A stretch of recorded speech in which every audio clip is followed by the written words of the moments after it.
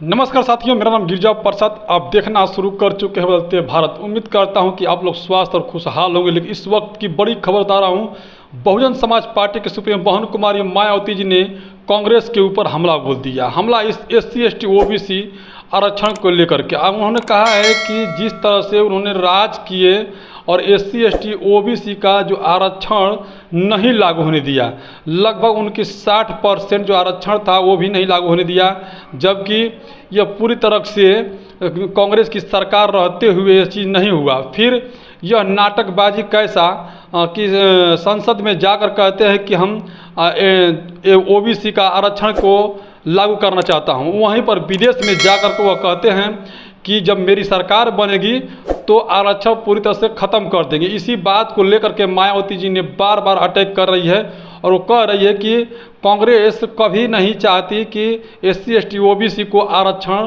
पूर्ण रूप से मिले। लेकिन जिस तरह से कांग्रेस की रवैया रहा, वह जब मेरी सरकार थी BSP की 2007 से 2012 के बीच में, उस वक्त मैंने SC ST का प्रमोशन का जो रिजर्वेशन बिल लाया था उसको न पास करना कांग्रेस की जानबूझकर साजिश थी।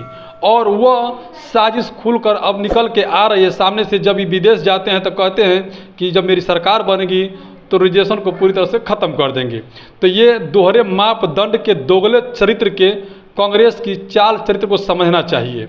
लेकिन आज बता दूं कि जिस तरह से हरियाणा के पूर्व मुख्यमंत्री एवं भारत के पूर्व उप प्रधानमंत्री देवीलाल चौधरी का जन्मदिन है, उसी जन्मदिन के मौके पर मायावती जी ने हमला बोली और उन्होंने कहा कि मैं उस धरती पे चुनाव लड़ रही हूँ जो INLD पार्टी से और भाजपा का गठबंधन है, जिसमें कि यदि सच्ची श्रद्धालु होगी, सच्ची उनकी मनोकामना होगी, पूरा करने की होगी, उनकी विचारधारा पर अगर सच्ची चलना होगा तो भाजपा और इनेलो की जीत कराना होगा।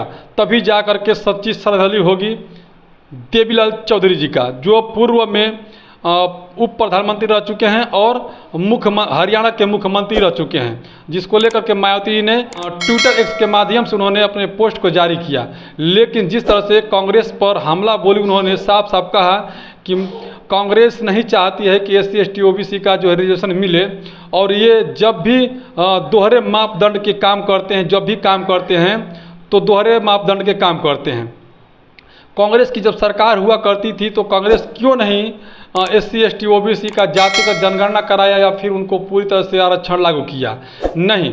जब उनकी सरकार नहीं है तो एक तरफ भारत में आके कहते हैं कि SC ST OBC का जातिगत जनगणना होना चाहिए और उसके अनुसार उनको आरक्षण मिलना चाहिए। लेकिन यदि यहाँ से जीत कर चले जाएंगे तो विदेश में ये बात कहते हैं कि जब मेरी सरकार बनेगी तो मैं सबसे पहले रिजर्वेशन ख़त्म करूंगा, यानी SC ST OBC का जो आरक्षण है वो सबसे पहले ख़त्म करूंगा।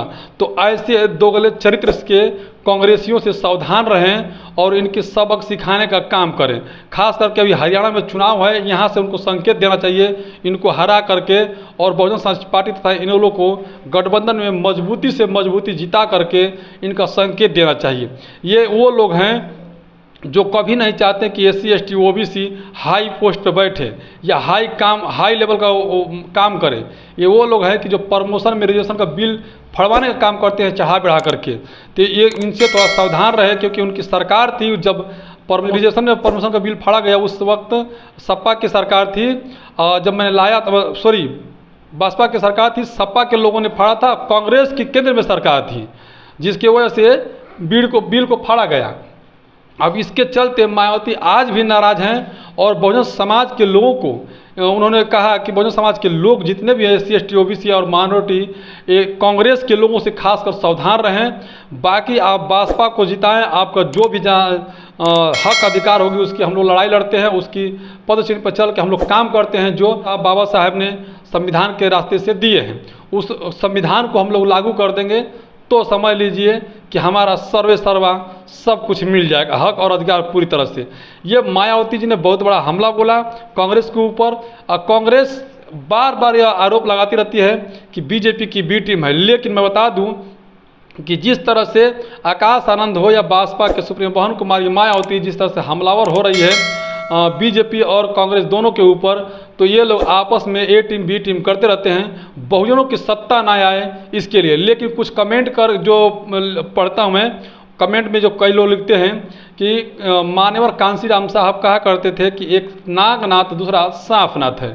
तो ये दोनों जहरीले सांप है। अगर जो भी इनके पास जाएगा, इनको सोचेगा कि मैं दूध पिला दूं, तो इससे दूर रहें, दूध न पिलाने की कोशिश करें, यानी इन्हें वोट देने का ना कोशिश करें और इनको सत्ता से दोनों को बेदखल रखें, तभी जा करके आपकी जान बच सकती है। नहीं तो एक चुनाव में चुनाव हारने के बाद कहता है कि SC ST OBC को आरक्षण मिलना चाहिए, दूसरा SC ST OBC का आरक्षण खत्म करने में लगता है। वहीं पर यदि चुनाव जीत जाते हैं राहुल गांधी, तो फिर जाके ये आरक्षण खत्म कर देंगे, तो फिर बीजेपी वही काम कहेगी कि इन्होंने आरक्षण खत्म कर दिया, मैं लागू करूंगा। यानी एक सांप दूसरा सांप के साथ मिल करके कहीं ना कहीं बहुजनों को निगलने का काम करेगा। उसी विचार पे लोग कमेंट कई तरहों के कर रहे हैं कि आप लोग का जो ग्रीन कोबरा है, ग्रीन सांप है, इससे सावधान रहें कांग्रेस से। हालांकि वो लोग साफ साफ ये बात को कह रहे हैं कि जब सांप ग्रीन है तो कांग्रेस है, लेकिन कोबरा जो बीजेपी है। तो आप लोग इन दोनों से सावधान रहें, क्योंकि एक सामने से डसता है, एक जो है कि छुप कर डसता है। तो सामने से डसने वाला कोबरा बीजेपी है और अंधकार में, यानी कि अंधकार से छुप करके डसने वाला काम करता है कांग्रेस। तो इन दोनों से सावधान रहें और घास जो हरी है उससे थोड़ा दूर रहें और वोट देने का काम करें जब भी, तो अपने बहुजन समाज के दो, चाहे SC हो, चाहे ST हो, चाहे OBC हो, चाहे माइनॉरिटी हो, इनको आप लोग वोट दे करके जिता करके असेंबली में भेजें, ताकि आपकी आवाज़, आपके हक अधिकार की लड़ाई लड़ा जा सके। उसी बात को लेकर के कई तरह के लोग कमेंट भी कर रहे हैं। हालांकि मायावती जी ने आज साफ साफ स्पष्ट कर दिया कि कांग्रेस बीजेपी दोनों एक ही है, ये आपस में केवल बहुजनों को तोड़ने का काम करते हैं, पारापारी सत्ता हथियाने के लिए, ताकि ये लोग आपस में मिल करके सत्ता में काबिज रहें और बहुजनों का हक अधिकार से दूर रखें। बाकी आप लोग कितना इस बात से सहमत हैं, कमेंट कर जरूर बताइएगा। अब बदलते भारत में पहली बार है तो चैनल को सब्सक्राइब कर, लाइक कर, कमेंट कीजिएगा। वीडियो को ज़्यादा से ज़्यादा लोगों तक शेयर करें, ताकि नागनाथ सांपनाथ यानी कि ग्रीन कोबरा और कोबरा से सावधान लोग रह सकें।